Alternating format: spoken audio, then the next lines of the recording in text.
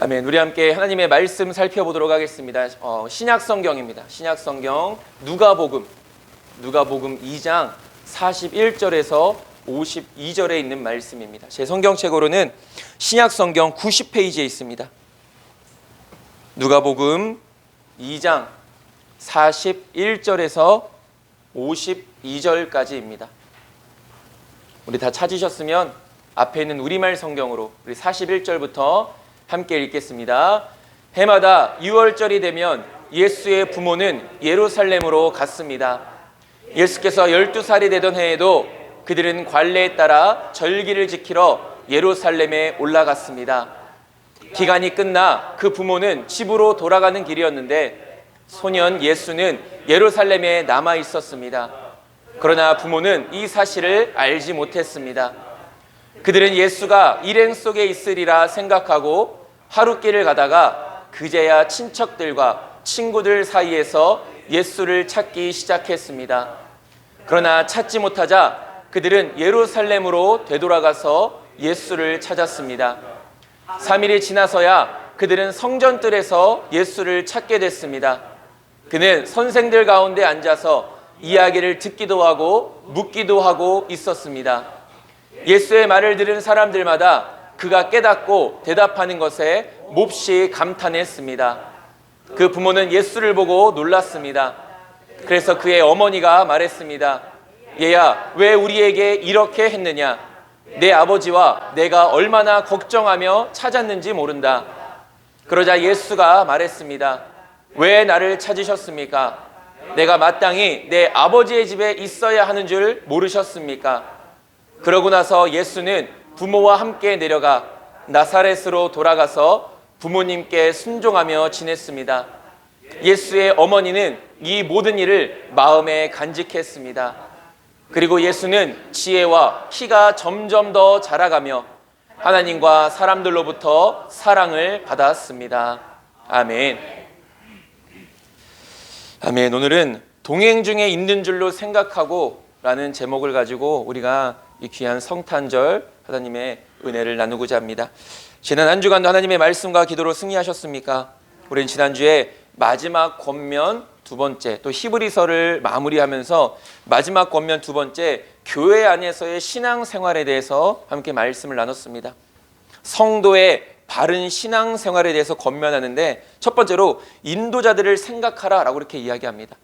우리는 인도자들의 말과 열매를 통해 그들이 진짜인지 가짜인지를 분별할 수 있으며 또한 그렇게 분별할 수 있어야 되는 것이죠.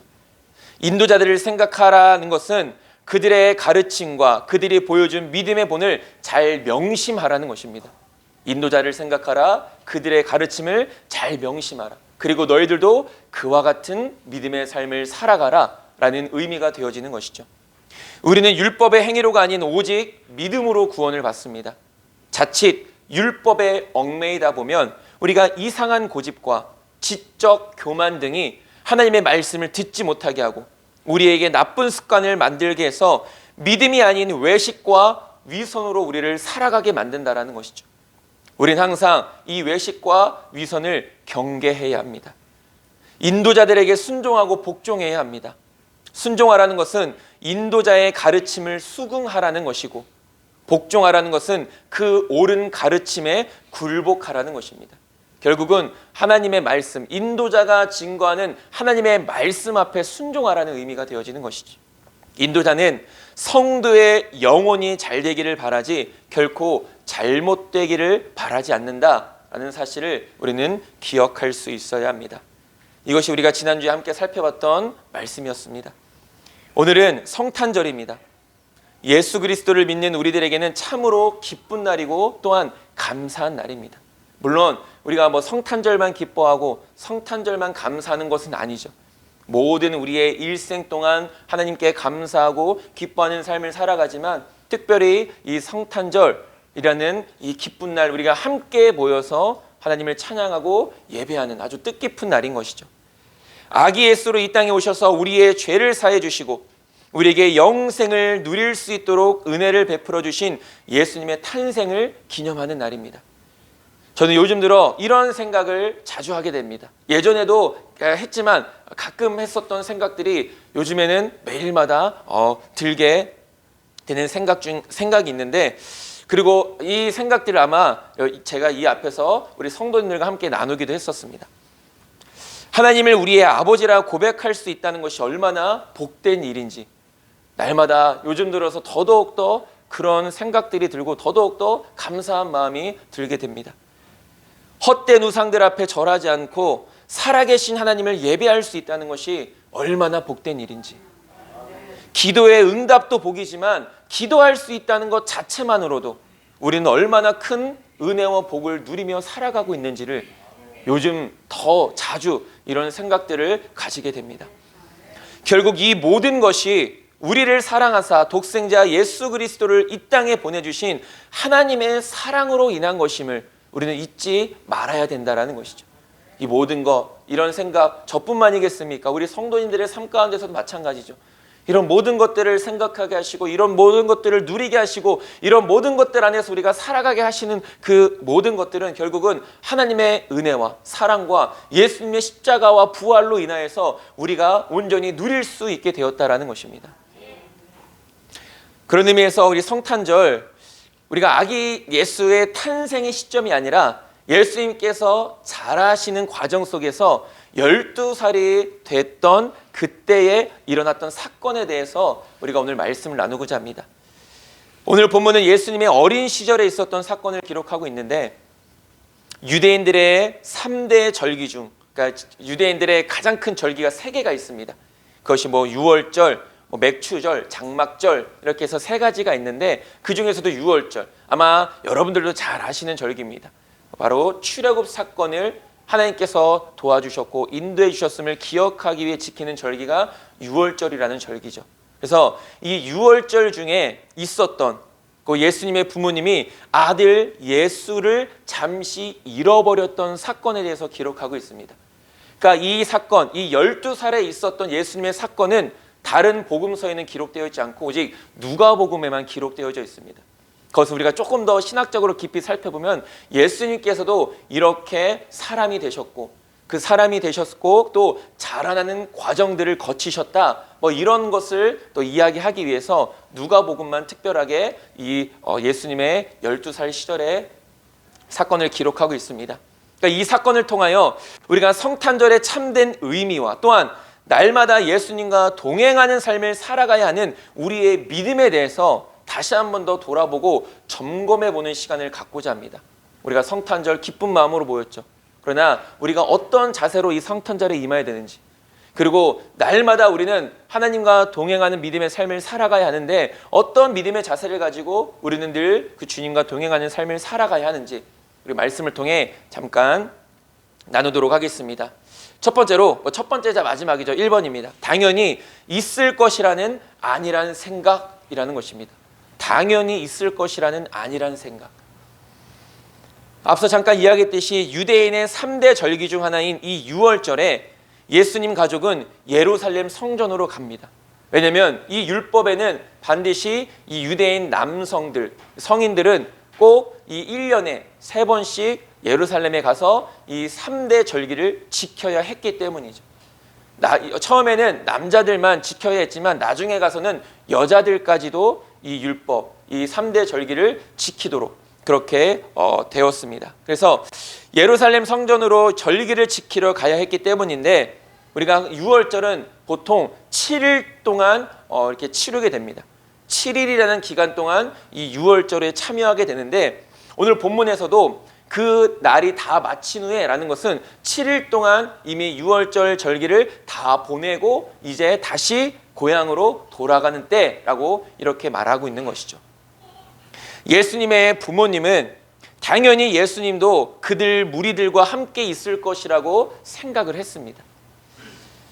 그냥 부모님과 예수님 이렇게 가족끼리만 동행하는 것이었다면 예수님이 없어졌다라는 것을 아마 단번에 알아차렸을 것입니다.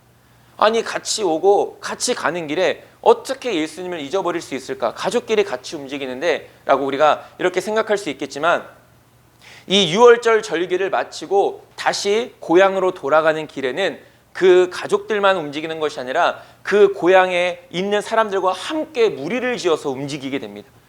그러니까 수많은 사람들이 같이 고향으로 돌아가게 되는 것이죠. 같은 고향에 있는 사람들끼리.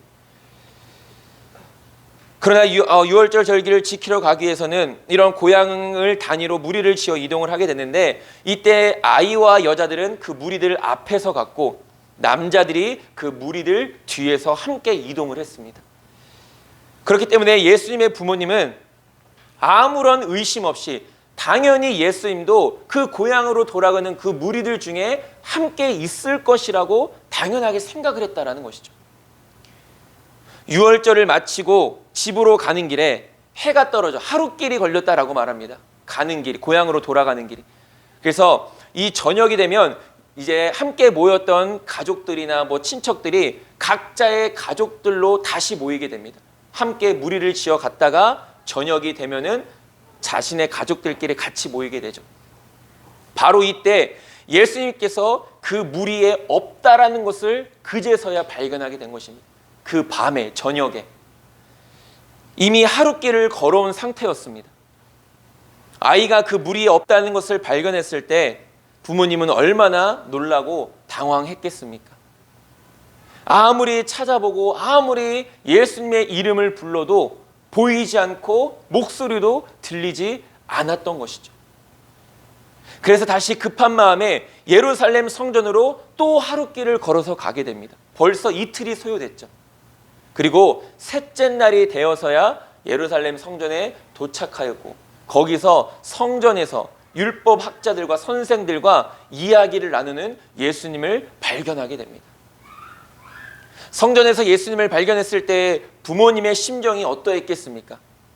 놀란 마음, 안정이 되고 또 그동안 가졌던 그 긴장들도 다 풀어질 것이죠. 아, 드디어 내 아들을 찾았구나.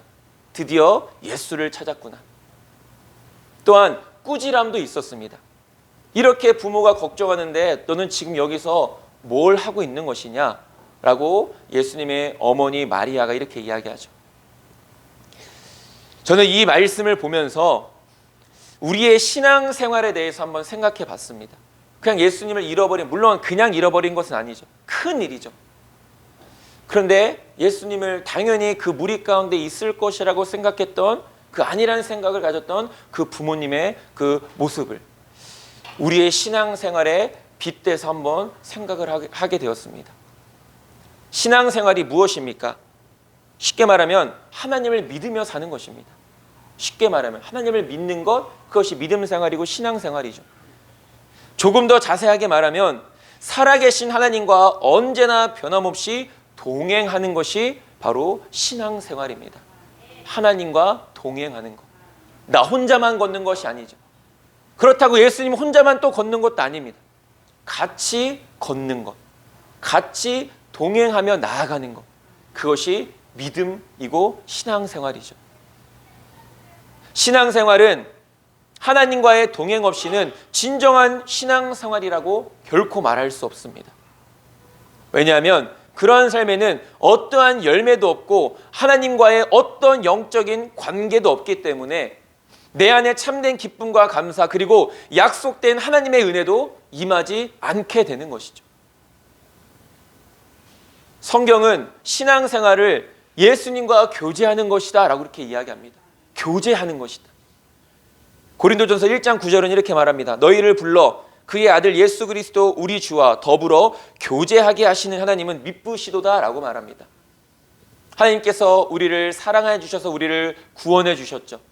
그렇다면 그 구원받은 자의 삶은 결국은 어떤 삶이라고 말하는 것입니까? 늘 예수님과 교제하는 삶이다. 그것이 믿음 생활이고 그것이 신앙 생활이다라고 분명히 말씀하고 있습니다.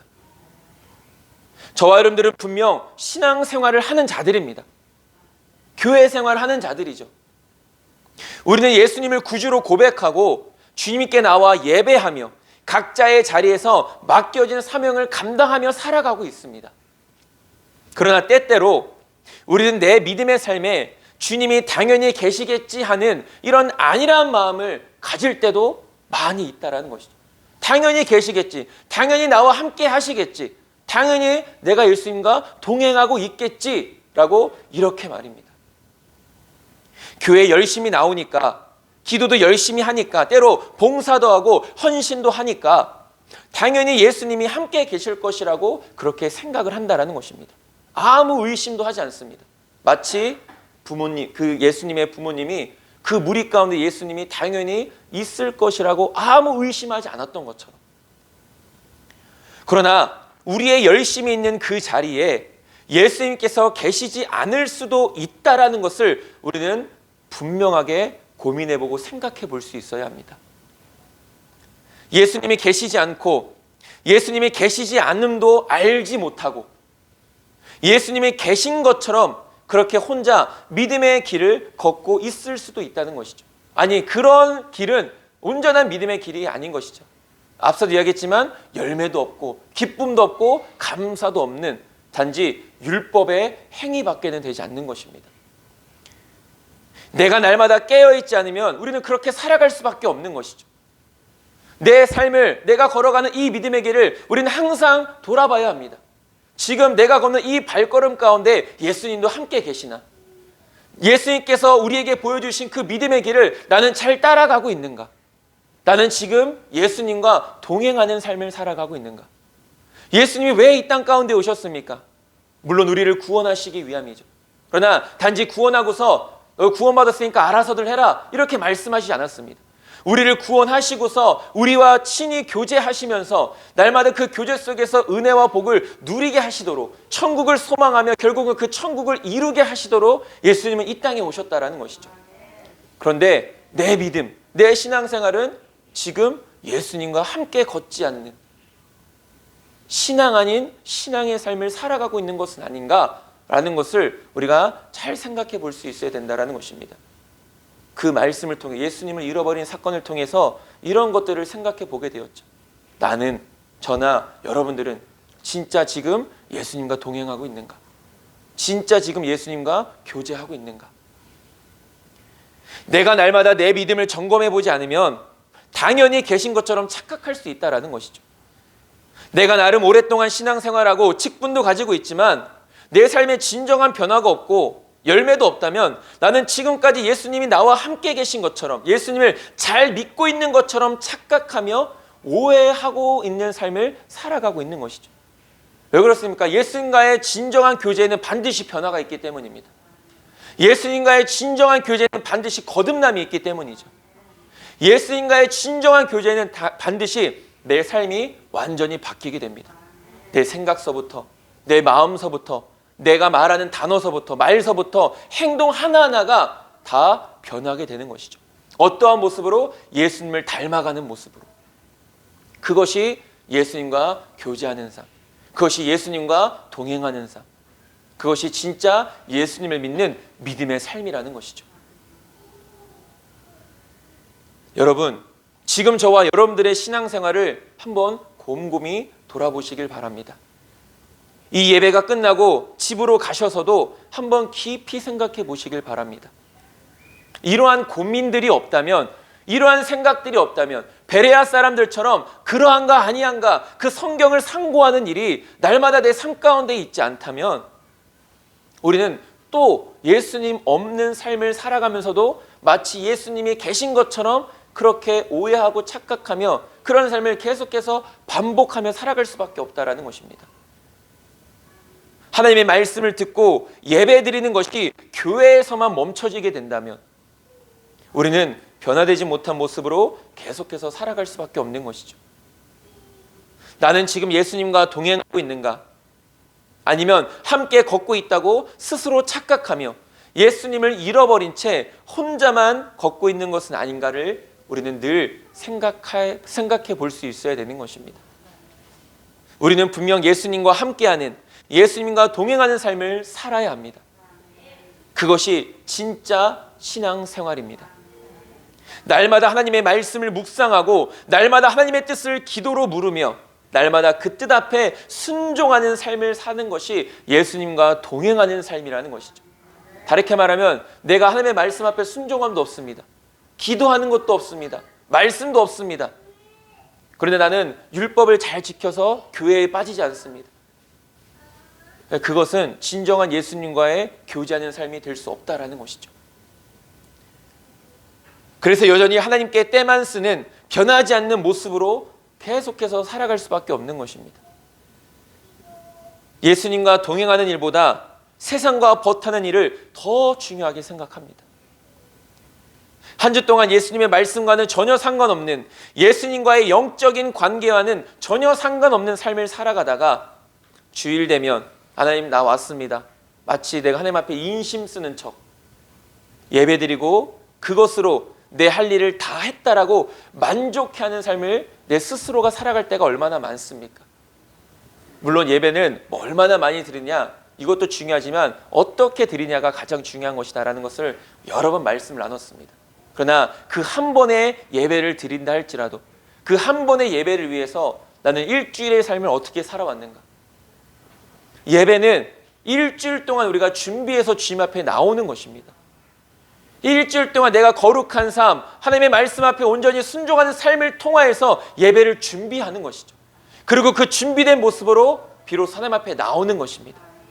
그럴 때 하나님께서 그런 예배를 받아주시는 것이고 그 예배 가운데 우리에게도 기쁨이 있는 것이죠. 혹시 저와 여러분들의 믿음은 아직도 이러한 모습에서 벗어나지 못하고 있지는 않습니까? 여전히 이것을 신앙생활이라고 스스로의 그 신앙을 스스로가 만족해하고 칭찬하고 있지는 않습니까? 교회에 빠지지 않고 잘 다니면 천국 가겠지. 그냥 믿고 천국 간다고 하면 그것으로 끝입니다. 다른 것은 뭐 볼 것도 없죠. 내가 하루하루의 삶을 하나님과 어떻게 영적인 관계를 맺으며 살아왔는지도 중요하지 않습니다.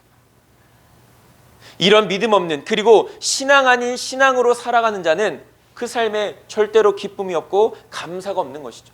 교회는 나오는데 신앙생활은 나름 하는데 그 신앙생활 안에서 기쁨이 없고 감사가 없습니다. 왜 그렇습니까? 예수님과 동행하지 못하고 있기 때문이죠. 예수님과 동행하는 자의 삶에는 반드시 예수님으로 인한 기쁨과 감사가 넘쳐나는 것입니다.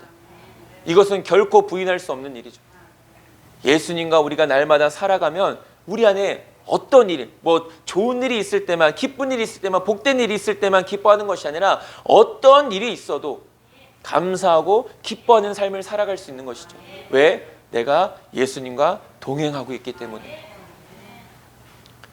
내 삶에 기쁨이 없고 감사가 없다면 나는 지금 예수님과 진정으로 동행하고 있는가를 생각해 볼 수 있어야 합니다. 그럴 때 우리는 빨리 우리가 놓친 예수님을 다시 붙들어야 되는 것이죠.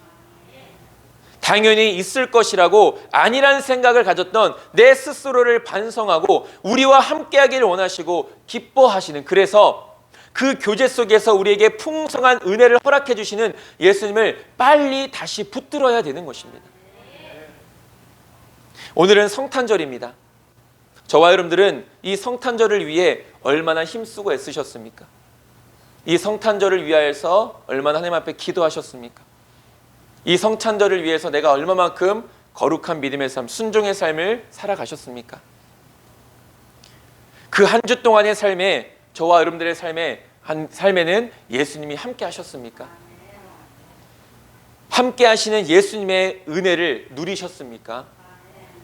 우리는, 그리고 나는 지금 이 예배가 예수님이 함께 하시는 예배인가, 함께 하시지 않는 예배인가를 잘 생각해 볼 수 있어야 됩니다. 우리는 분명 예수님의 이름으로 모였죠. 이 성탄절을 기념하기 위해서 모였습니다.